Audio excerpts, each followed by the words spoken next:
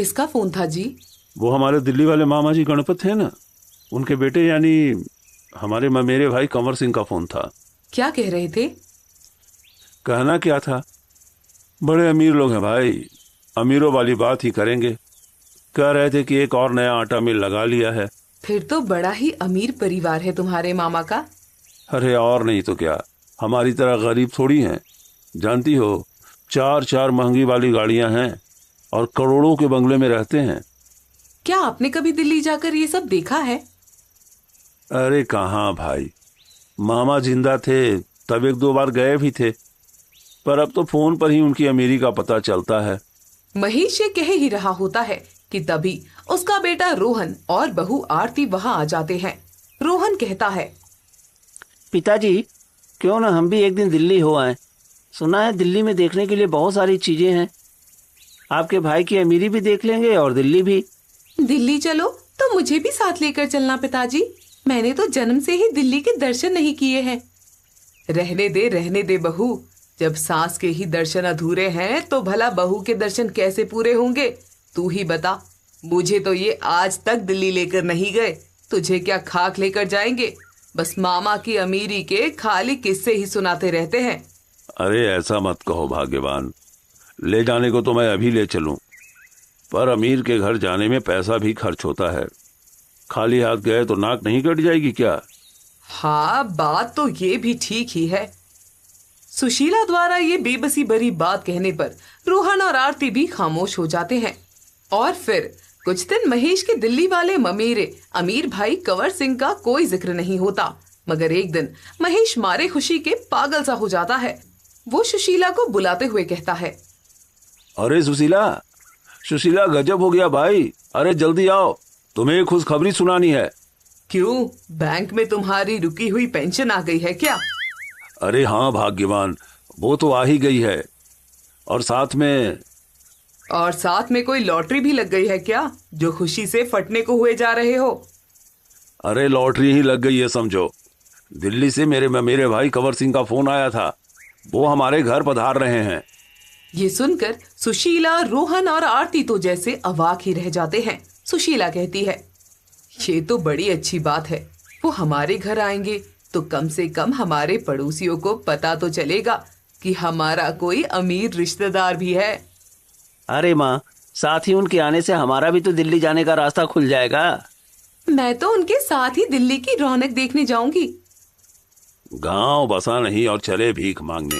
अरे पहले उनकी खातिरदारी का इंतजाम तो करो, बड़े लोग हैं भाई, बड़ी खातिरदारी तो करनी ही पड़ेगी ना। भगवान का शुक्र मनाओ, आपकी रुकी हुई पेंशन लौट आई है। तुम जल्दी से बैंक हो आओ, तब तक मैं और बहू मिलकर घर चमका देते हैं। अरे माँ, चाचा जी की महंगी चमचमाती गाड़ी हमारे घर के सामने आकर रुकेगी तो समझो पड़ोस में हमारी इज्जत बन जाएगी। वो तो है बेटा, पर जब तक वो आए उनकी आव भगत में कुछ इंतजाम तो कर ले। ये सुनकर बहू आरती कहती है, माँ जी, आव भगत की तो आप चिंता ही मत कीजिए। मुझे पता है अमीर लोग क्या क्या खाना पसंद करते हैं। अच्छा, तो बता बहू, अमीर लोग क्या क्या खाना पसंद करते हैं?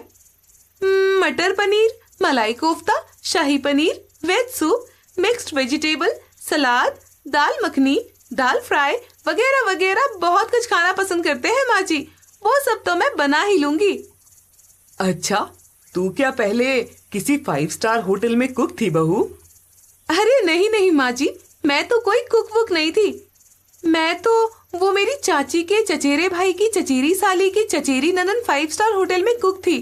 वो अक्सर हमारे घर आती जाती थी, बस उसी ने थोड़ा बहुत सिखा दिया था। बहू, तुम तो बहुत पहुंची हुई चीज निकली। खैर छोड़ो, अब मुझे उनके खाने की चिंता नहीं रही।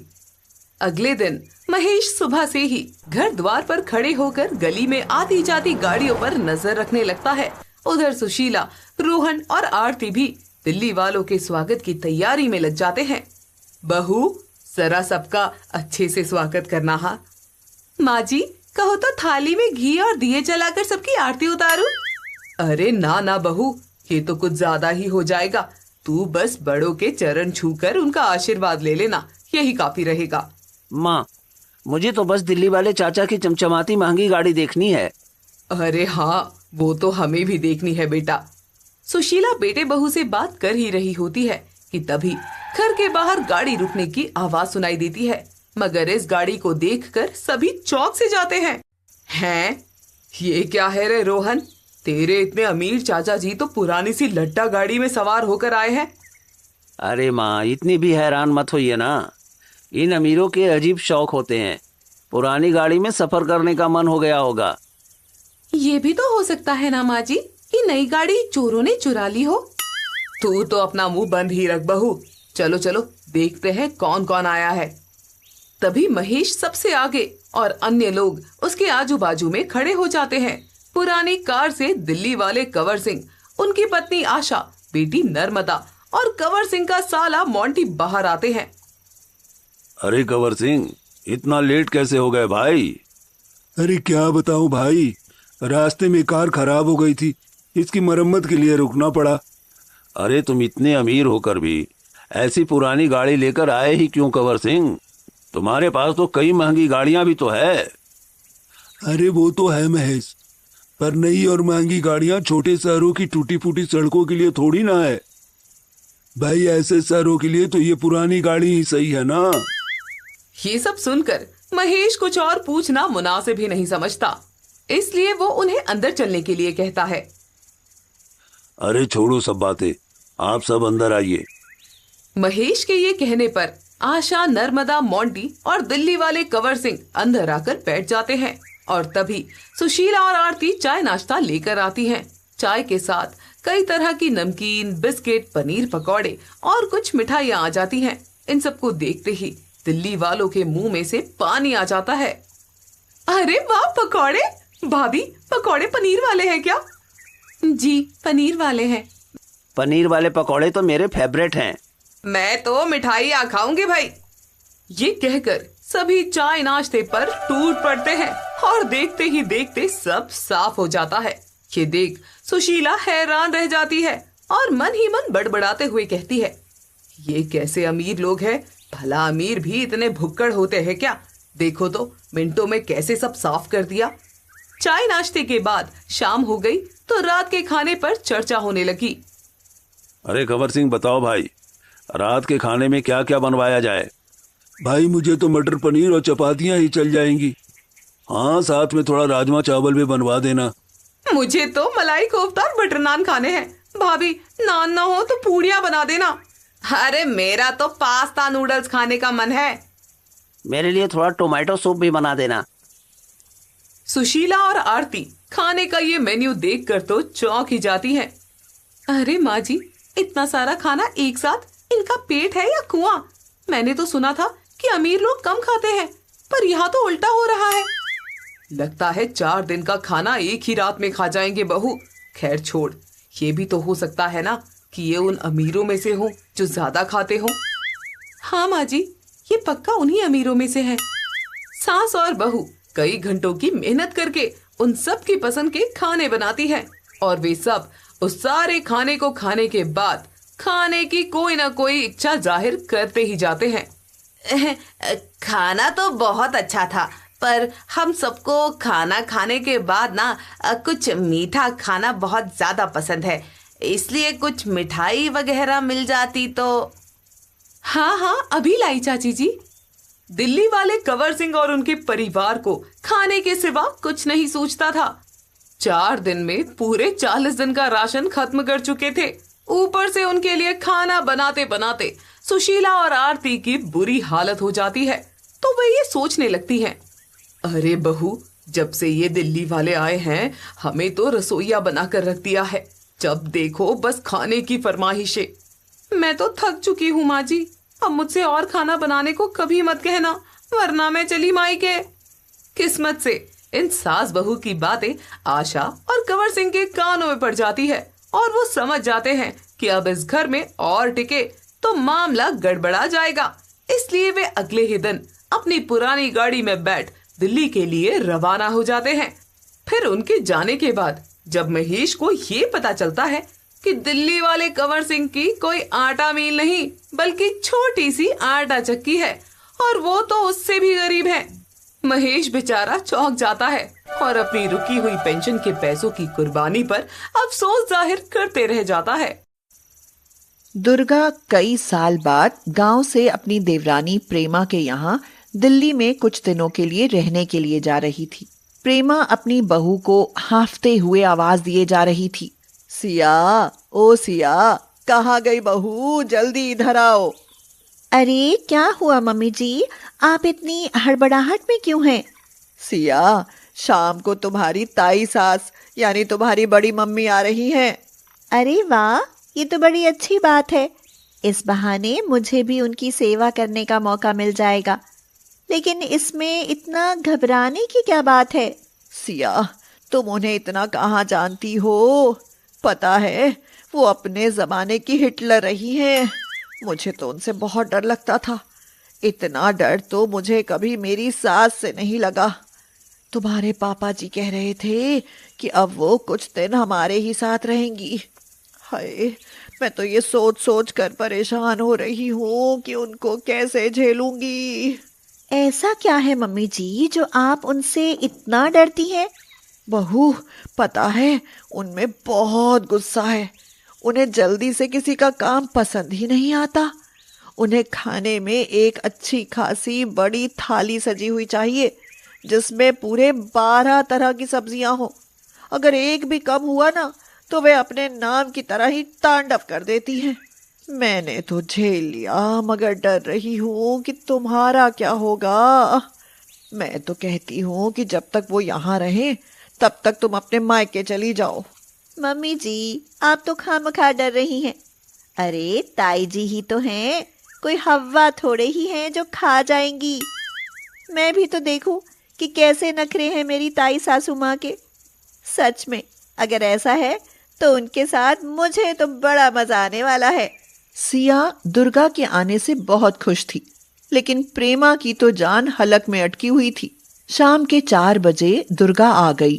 प्रेमा ने दौड़कर पैर छुए और उनके हाथ से बैग ले लिया। दुर्गा ने दाएं बाएं देखा और अंदर आ गई। कैसी हो दीदी, सब कुशल मंगल? अब बुढ़ापे में क्या कुशल और क्या मंगल। तुम बताओ, यहाँ सब कैसे हैं? वैसे ठाट बाट से तो सब बढ़िया ही लग रहा है। अरे वाह, अब तो पल्लू माथे पर भी नहीं रहता। काफी मॉडर्न हो गई हो दिल्ली में रहकर। वो दीदी, यहाँ कोई घर परिवार का तो है नहीं। घर में अकेले किससे माथा ढकूं? अरे सिया बेटा, देखो तो तुम्हारी बड़ी मम्मी जी आई हैं, पानी ले आओ। सिया पानी लेकर आई। प्रेमा ने उसे पैर छूने का इशारा किया। सिया पैर छूते हुए बोली, चरण स्पर्श बड़ी मम्मी जी। जुग जुग जियो बहू, सदा सुहागन रहो। तुम तो शहर में आकर मॉडर्न हो गई प्रेमा, मगर लगता है बहू अनपढ़ ले आई। अरे नहीं दीदी, सिया पीएचडी कर रही है। अच्छा, मुझे लगा कि शायद कम पढ़ी लिखी है, क्योंकि आजकल की बहुएं तो सिर्फ हाय हेलो करती हैं। वैसे बहुओं का इतना पढ़ना लिखना भी किसने बनाया? अरे घर में रहेंगी तो चूल्हा चौका करेंगी, अगर पढ़ लिख कर नौकरी लग गई तो सास को ही नौकरानी बना देंगी। सिया मुस्कुराते हुए बोली, नहीं बड़ी मम्मी जी, अगर मेरी नौकरी लग गई तो मैं मम्मी जी के लिए एक नौकरानी लगा दूंगी। वो तो समय ही बताएगा बहू। प्रेमा ने सिया को चाय नाश्ता बनाने का इशारा किया और खुद दुर्गा को कमरे में ले गई। बहुत थक गई हूँ प्रेमा, एक काम करना, चाय नाश्ता मत बनाना, सीधे खाना ही ले आओ। बहुत भूख लगी है। मेरे खाने के बारे में तो याद है ना, या भूल गई? क्या अब भी 12 सब्जियों की थाली? अरे नहीं प्रेमा, ऐसे कैसे बदल जाएगी? आदत ऐसी ही थोड़ी ना बदली जाती है। प्रेमा रसोई में गई और सिया से बोली, सिया, अब बनाओ अपनी बड़ी मम्मी के लिए 12 तरह की सब्जियां। मम्मी जी, आपकी बहू बहुत चालाक है। देखो, मैं 5 मिनट में बनाती हूँ उनकी 12 सब्जियां। सिया ने 12 सब्जियां गिनकर एक एक करके कुकर में डाल दी और हल्की सी सीटी लगा दी और एक साथ मसाला भूनकर सारी सब्जियां डाल दी। फिर एक एक सब्जी निकालकर 12 कटोरियों में रखकर थाली में सजाकर दुर्गा के लिए ले गई। बड़ी मम्मी जी, आपकी 12 सब्जियों वाली थाली तैयार है। दुर्गा उसका मुंह देखती रह गई और बोली, बहू, क्या तुमने ये सब्जियां पहले ही बनाकर रख ली थी या ऑनलाइन मंगाई हैं? नहीं बड़ी मम्मी, ये तो मैंने अपने हाथों से अभी बनाई है। चलो, बहू तो तुम्हें लायक मिली है प्रेमा। बहुत ही बढ़िया सब्जियां बनी हैं, लेकिन सब्जी में तेल कुछ ज्यादा है, मसाला भी कम भुना है। कभी बहू को गांव क्यों नहीं लेकर गई? मेरी बहू से मिलती तो शायद वो भी इससे कुछ सीख लेती।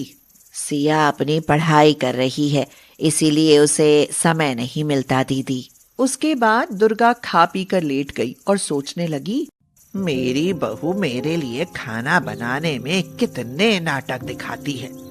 आज वो ठीक होती तो मुझे झूठ बोलकर यहाँ ना आना पड़ता। कैसे बताऊं प्रेमा को कि बहू ने लड़ाई में मुझे घर से निकल जाने को कह दिया। अगले दिन उसके लिए फिर 12 तरह की सब्जियों वाली थाली सजी। दुर्गा को इस तरह उनके घर में 1 महीना बीत गया। एक दिन घर में सब्जी कम थी, इसीलिए सिया ने 10 सब्जियां बनाकर दे दी। दुर्गा गुस्से से बोली, सिया, ये क्या, आज केवल 10 कटोरी क्यों हैं? 2 सब्जी और कहाँ हैं? बड़ी मम्मी, वो और सब्जियां आज घर में थी नहीं। तो ले जाओ ये थाली, मुझे नहीं खाना। बड़ी मम्मी, अचार ले आऊं? जब पता है कि मैं 12 सब्जियां खाती हूं फिर। दुर्गा ने गुस्से में खाना नहीं खाया। प्रेमा सिया से बोली, और कर लो बड़ी मम्मी की सेवा। 2 सब्जी कम होने पर देख लिया उनका गुस्सा। आज खाना ही नहीं खाया। क्या करे सिया, दीदी तो जाने का नाम ही नहीं ले रही। उनके चक्कर में तुम्हारी पढ़ाई का नुकसान हो रहा है, और उनके नखरे, बाप रे बाप। वो तो है मम्मी जी, अब हमें कुछ ऐसा करना चाहिए कि ये अपने घर वापस चली जाएं। सिया ने दुर्गा की बहू पुतुल को फोन किया और झूठ बोला, दीदी, बड़ी मम्मी के पास तो बहुत सोना है, और तो और डायमंड का 1 सेट भी है। वो कह रही थी कि जो भी अंतिम समय तक उनकी सेवा करेगा वह तो सब उसी को देंगी। इसलिए मैं तो अब बड़ी मम्मी को अपने ही पास रखूंगी और उनकी खूब सेवा करूंगी। ये सुनते ही दुर्गा के बहू बेटे उसको वापस घर लाने के लिए निकल पड़े। शाम के समय सिया दुर्गा को सुनाते हुए झूठ मूठ बोली, मम्मी जी, आप बड़ी मम्मी को बता ही दो कि उनके बेटे पर बहुत कर्ज हो गया है, इसलिए वो अपना घर बेच रहे हैं। पुतुल दीदी बता रही थी कि 12 सब्जियां बनाते बनाते रवि भाई साहब पर कर्ज हो गया है, इसीलिए उन्हें मकान बेचना पड़ेगा। 12 सब्जियां क्या अपने बच्चों और मकान से भी अच्छी हैं बहू? एक बार उन्होंने दीदी से कहा तो होता। 12 सब्जियां तो दूर की बात है, वो बेचारी तो बिना सब्जी के भी रोटी खा लेती। ये सुनते ही दुर्गा घबराते हुए उनके पास आई और बोली, हैं? क्या मेरे बच्चों पर इतनी मुसीबत आ गई और उन्होंने मुझे बताया भी नहीं? मुझे अभी अपने घर जाना है, मैं ऐसा कभी नहीं होने दूंगी। दीदी ठीक है, लेकिन आपको ये बात हमने बताई, ये बात आपके बच्चों को पता नहीं चलनी चाहिए। दुर्गा अपना बैग पैक ही कर रही थी कि रवि और पुतुल आ गए। दुर्गा को देखते ही वो उसके गले लग गए। माँ जी, अपने घर चलिए, आपके बिना वह घर हमें खाने को दौड़ता है। अब आप 12 क्या 20 सब्जियां भी खाएंगी तो मैं बना कर दूंगी। अरे नहीं बहू, मैं तो अपने गुरूर में 12 सब्जियों की थाली लगवाए जा रही थी। अब जो भी बनेगा मैं वो खा लूंगी, लेकिन अपने घर में अपने बच्चों के साथ ही रहूंगी। चलो घर चलते हैं। दुर्गा अपने बहू बेटे के साथ अपने घर चली गई। दुर्गा के जाते ही सिया और प्रेमा ने राहत की सांस ली। आखिरकार मुसीबत टल ही गई। सिया, एक बात बोलूं? कहो मम्मी जी। कल से मुझे 12 सब्जियों वाली थाली चाहिए। क्या? और क्या, मैं भी तो उनकी ही देवरानी हूँ। सिया परेशान होकर प्रेमा की तरफ देखने लगी। प्रेमा जोर से हंस पड़ी और सिया से बोली, अरे नहीं बहू, मैं तो मजाक कर रही हूँ।